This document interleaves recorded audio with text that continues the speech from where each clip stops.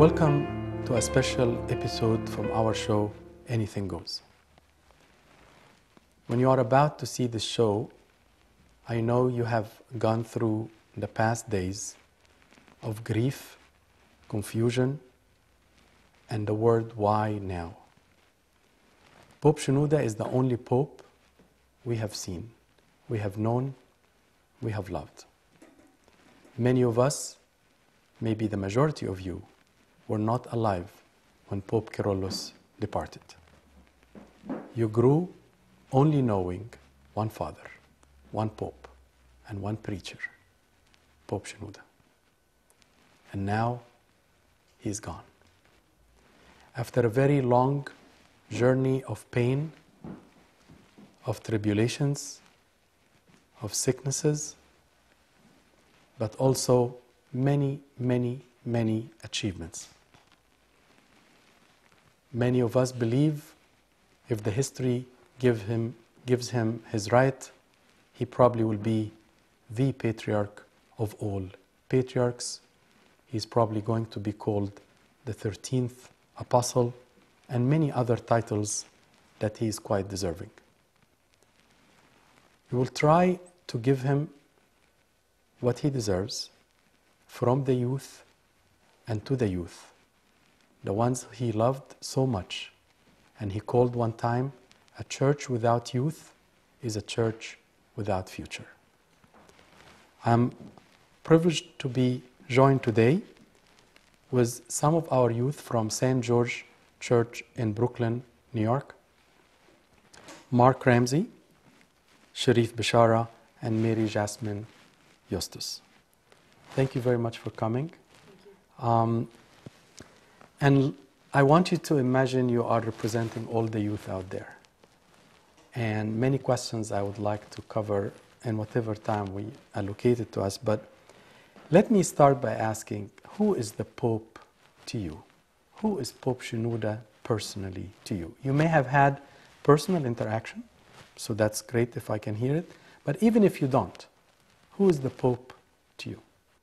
Pope Shenouda to me, in the beginning, before I actually got to meet him, I used to listen to his sermons all the time, read his books, hear his name in the liturgy all the time, and everyone around was just always talk good about the Pope.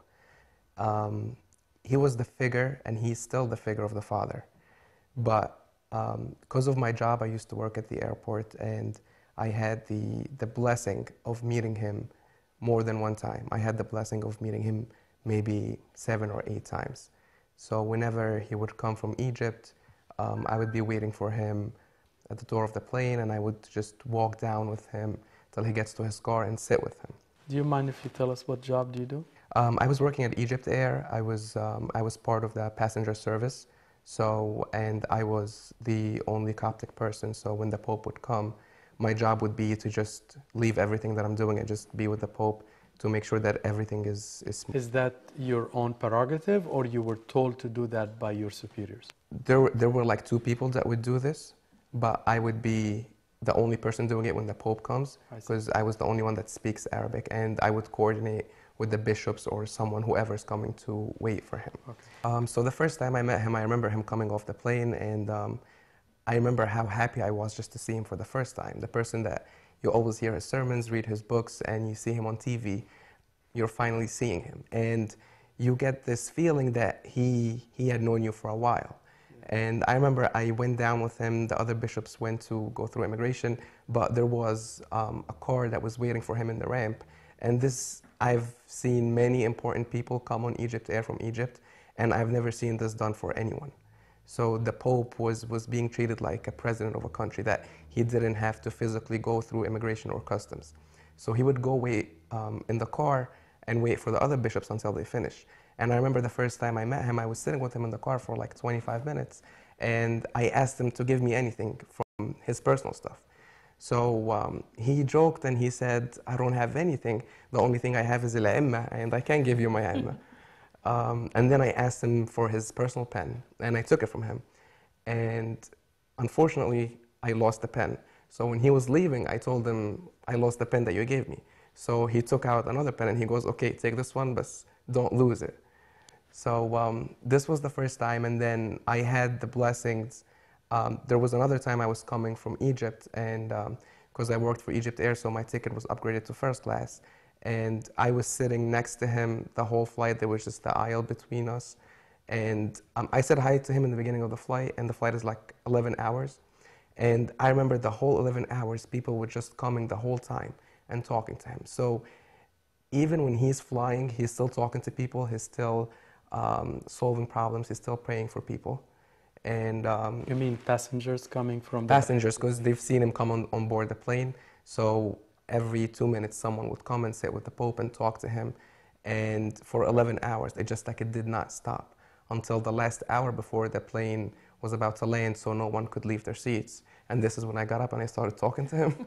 And I had the blessing of talking to him for like an hour, just me and him.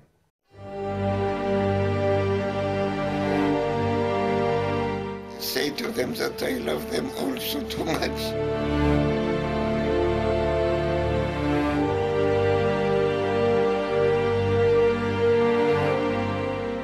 I want them to grow in a spiritual life day by day.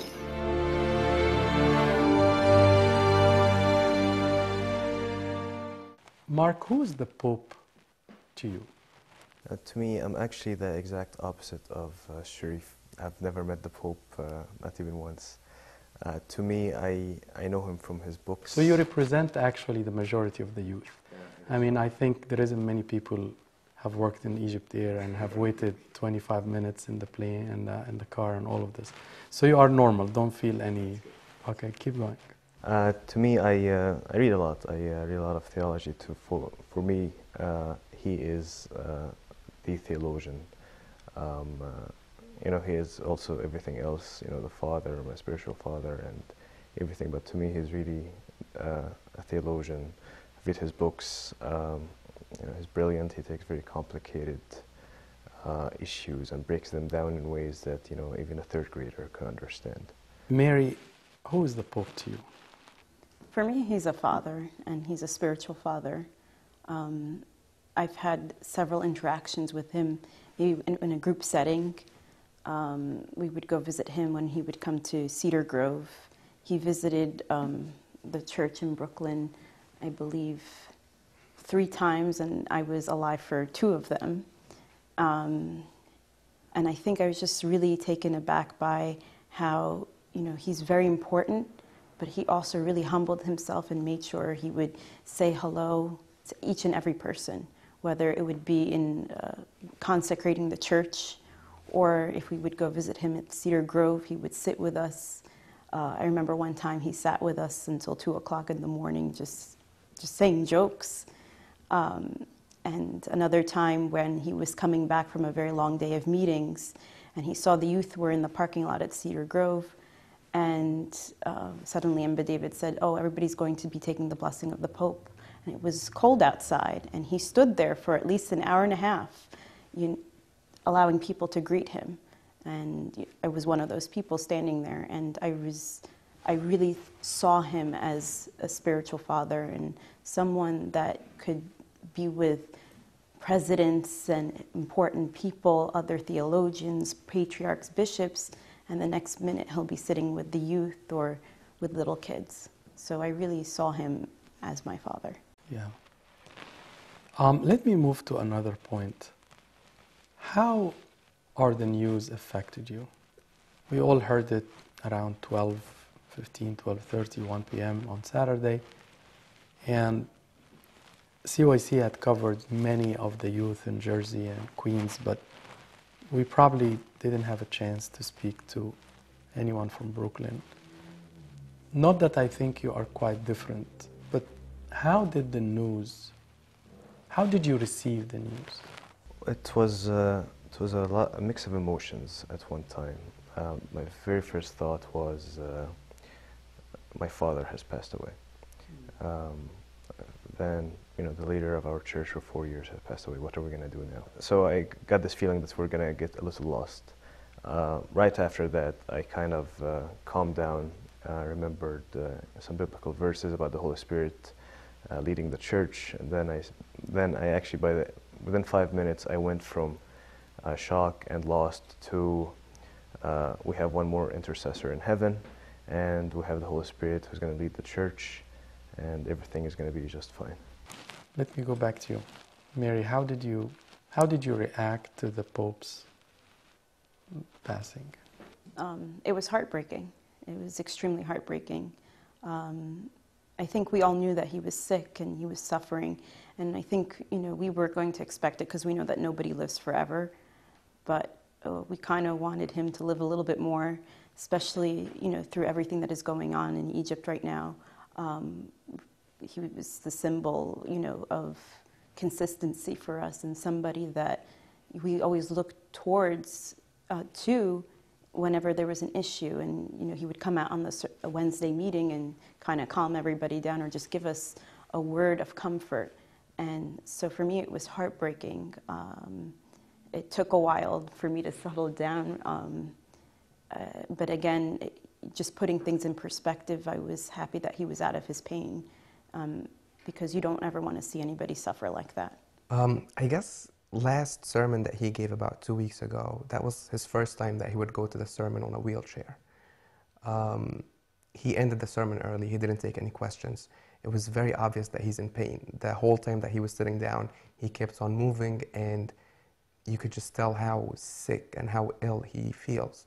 Then the week after, he canceled the meeting, and he canceled it in the morning, so it was expected that there will be no meeting.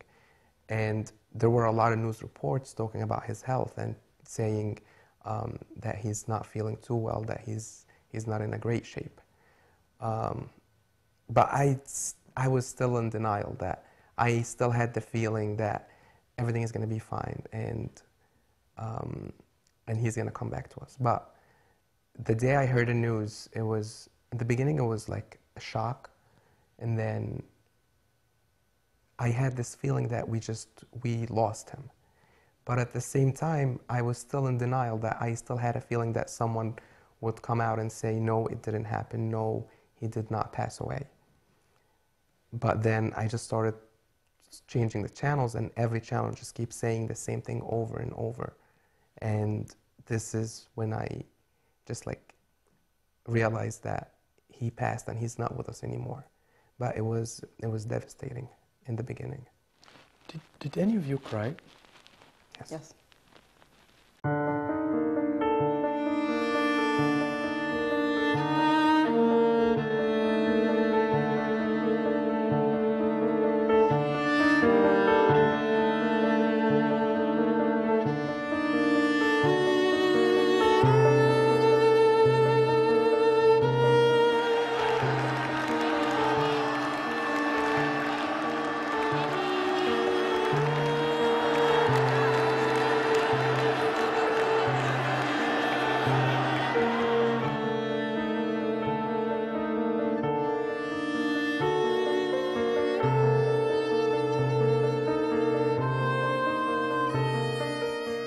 Last Wednesday, when he was complaining from his muscles, from his back, and he insisted to give the people, his children, the lecture. بسم الآب والابن والروح القدس الإله الواحد آمين.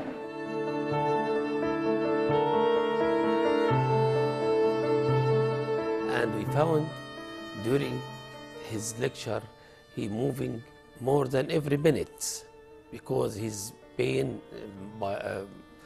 from the back is too severe. The doctor advised him many times to be relaxed, to take care of his health, but he always take care for his children, to take care for teaching us the right way to be the Son of God and prepare us for the life for heaven. الحكمة اللي الواحد يمشي بيها في حياته.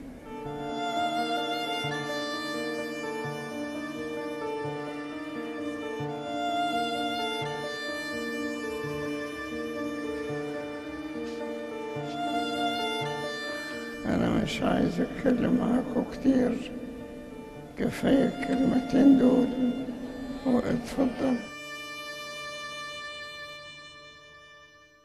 Do you ever get to a point where you say, but he really shouldn't have died. He had to stay. I mean, do you ever get to a point where it's not right that he leaves now? In the beginning, yes. I think it comes from the idea that you refuse to accept the idea that he's not going to be with us anymore, that he's not, like on Wednesdays, he's not going to give the sermon, on Easter or on Christmas, you're not going to see him in church. But then after a while, you realize that this is God's will, that this is done for a reason, that he's in a much better place, that he's not in pain anymore. He's not suffering anymore on earth. Sharif, in your opinion, and you are a very avid reader, how do you see him contributing to theology and apologetics in general? In a massive way, I know that right now in Egypt there's some rift in Christianity. There's a lot of arguments against orthodoxy. Is this right? Is this wrong? His books take the issues, they hit them straight on, and he usually uses the same sources that the people who are arguing against him are using. He doesn't use only sources that Orthodox people, for example, use. I think anyone who sits down and reads those books with an open mind, he'll be hard-pressed to be able to disagree with him. I remember I've argued with people years ago in college, and I've used his books, and I've given them his books. People who disagree with him. Which book necessarily you're talking about? Comparative Theology. Another one is Salvation and the Orthodox Concept. Nature of Christ. Nature of Christ. Heresy of Salvation in a moment. It really depends on who you're arguing with. If you're arguing with agnostics or atheists, then you focus on the divinity of Christ. I think of that sort. Yeah. Mary, we are very close to the Passion Week. Have you ever read any of his book on Holy Thursday, Holy Friday? I've read the 7 Words on the Cross. Thine is the power, the glory, and the majesty. Those are the 2 books that I know that we read over and over again. So you actually take them with you on Holy Friday Yes. and read them? I guess a lot of people do that. They take the Holy Thursday book on Thursday and 7 Words on Friday, or meditations on Holy Friday. And so from that perspective, how did you see him helping you grow in spirituality? I know that there are a lot of books in Arabic, and that's available for Arabic speakers. And one thing with Pope Shenouda's books is that they have been translated into English.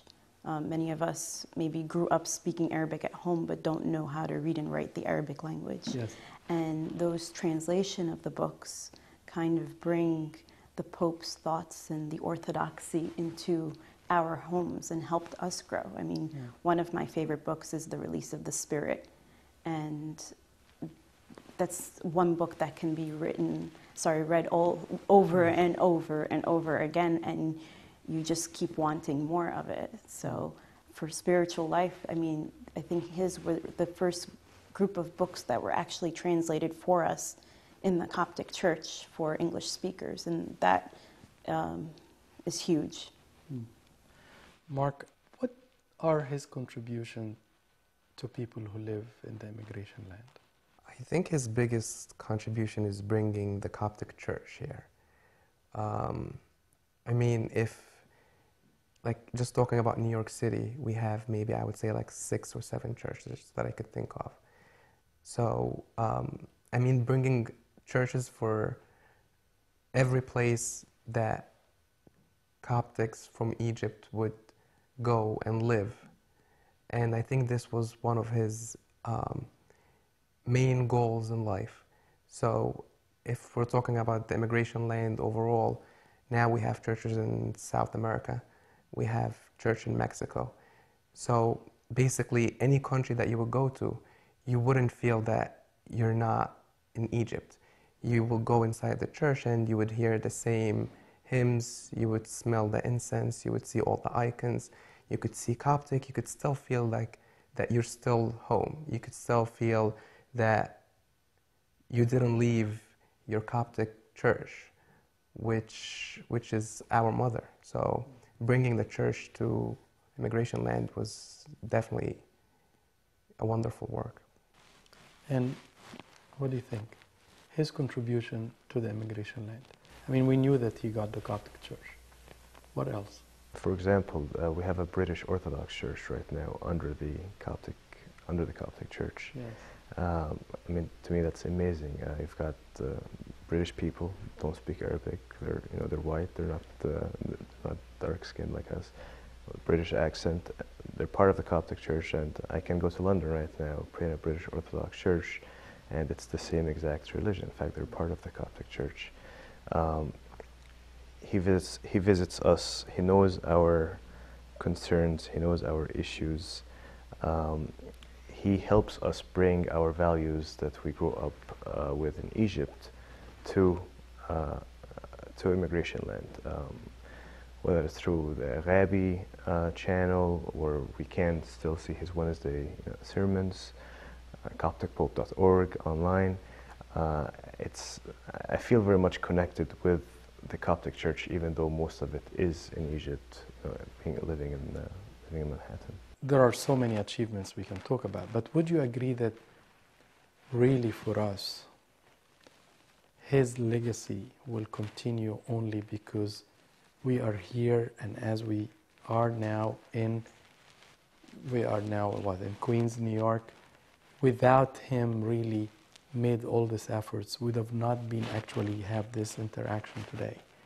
I mean, Pope Shenouda's legacies, which are many, but one of them, I believe, that the history will never forget, that there is over 200 Coptic Orthodox churches outside Egypt, and every single church had a history, had a whole trip with it. How did he prepare it? How did he write their bylaws? How did he plan to ordain a priest for them? Let alone all the bishops whom we have in every single diocese outside Egypt, which really puts us on the map. You guys go now at work and you say, I'm Coptic. In the past, people didn't say, what is that? Is that a sect or a Norman? Or now, I guess it's almost threaded with the word Pope Shenouda. When you say we are part of this, I mean, look at how many celebrities from, regardless of the religion, how many news channels have, regardless of the Egyptian or not, have written so much about him.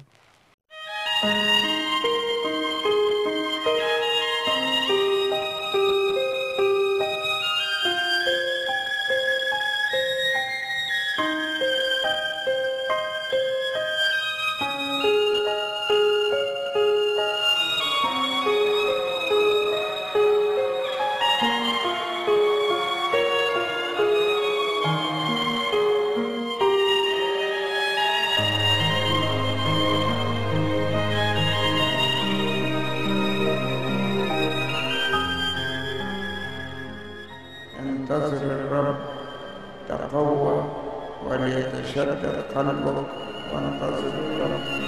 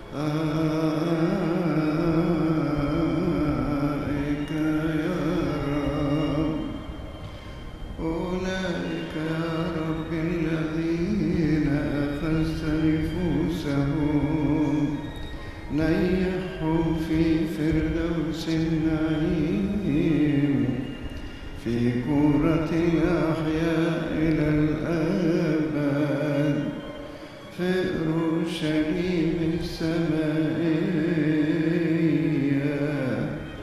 في ذلك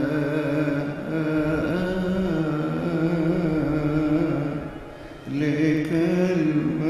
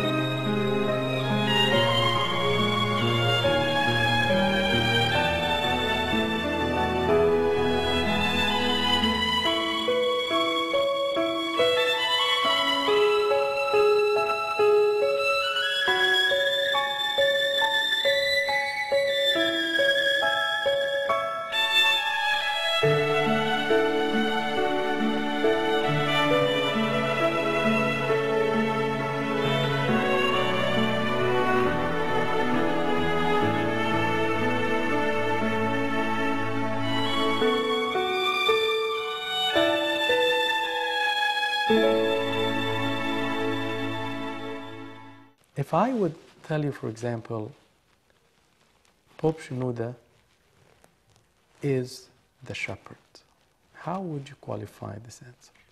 I think because he knew that he had children here in the immigration lands, like the United States, he made sure that he went after us, you know, the generation before us, to make sure that we were okay with having adequate priests, the bishops, churches set up, and that's what a shepherd does. He cares for his flock. He gives what the flock needs. He gives us the spiritual food that we need. And that's how he is as a good shepherd. I mean, he could have easily said, you know, go to those people who left Egypt, you can do whatever you want. Right. But he really made sure that, especially in the beginning, he sent priests one by one. And now today there are youth priests, the people that were born in the United States or grew up in the United States that have been ordained as priests so that they can adequately serve the needs of the new generation that's coming up. I mean, that's by far what a shepherd does. Mark, if I would slightly modify this question and say, the Pope was a personal Pope, and he was a personal shepherd. From your own experience, that you said he would spend with me 25 minutes talking, where is the shepherd part in that discussion? I think you could just feel it in his love. So even if you talk to him for 1 minute or you hear him give a sermon, you could just feel the love. You could just feel how much he's willing to do or go so he could win the person or he could help the person achieve salvation. I was watching a video today, someone from the government in Egypt he was saying the story that he was going to meet the Pope at one time, and he was waiting for the Pope for half an hour. And when he was about to go meet the Pope, he saw a little boy that was coming out from his office. The person was describing the boy as he was like 15 years old. And the Pope spent like half an hour with this little boy trying to convince him to be nice to his parents. So you could see how much he would go just for one person. And to take it back to your question, this is the Good Shepherd who would go after the one and would leave the 99 for the sake of the one person. So our Pope was a personal Pope, was a Pope for every one of us. And he was the Pope that he would worry about one little boy or young girl that wants to talk to him, and he would also give a sermon to thousands of people waiting for him, and maybe he has an appointment to meet a president or another pope or a cardinal. But to him, meeting this young boy or talking to this poor man or helping this young girl to get married, to him were that as important as meeting the president or sitting in a meeting with thousands of people listening or going in a very major trip to open a church in Bolivia. I don't know of any of the patriarchs, the 116 ones before him, any of them was that personal pope. The pope, he would, in spite of all his busy schedule, he cares about the one person, this young, poor, little soul that to him is as integral as any other group. We are very privileged that we have lived through his legacy, which will continue through these youth who are now living and breathing the spirit of Pope Shenouda, the Holy Spirit that led him and now is leading the church. We have a lot to talk about, but we will definitely meet again. So until next time, God bless you and have a blessed time.